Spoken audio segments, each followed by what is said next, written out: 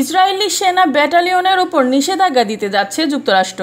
সবার আগে সব নিউজ পেতে আমাদের চ্যানেলটিকে সাবস্ক্রাইব করে পাশে থাকুন।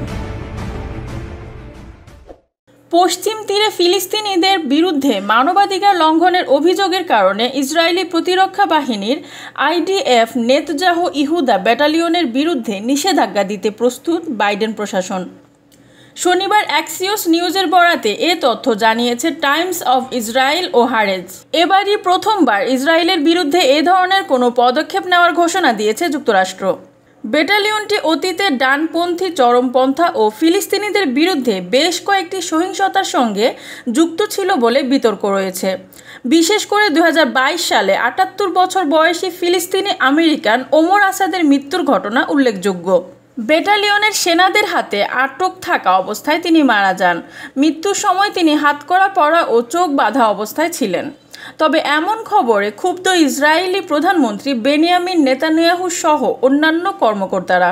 2022 সালের ডিসেম্বরে ব্যাটালিয়নটিকে পশ্চিম তীরের বাইরে সরিয়ে নিয়েছিল ইসরায়েল। এরপর থেকেই উত্তর ইসরায়েলে কাজ করেছে ইউনিটটি।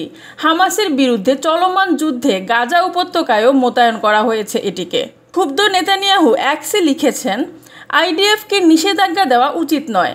আমি আমেরিকান প্রশাসনের সঙ্গে আমার কথোপকথন সহ ইসরায়েলি নাগরিকদের নিষেধাজ্ঞার বিরুদ্ধে কাজ করছি। এক সময় আমাদের সৈন্যরা সন্ত্রাসীদের বিরুদ্ধে লড়াই করছে। IDFের এমন একটি ইউনিটের বিরুদ্ধে নিষেধাজ্ঞা আরোপ করার উদ্দেশ্য অযৌক্তিক, নীতিগতভাবে নিচু কাজ।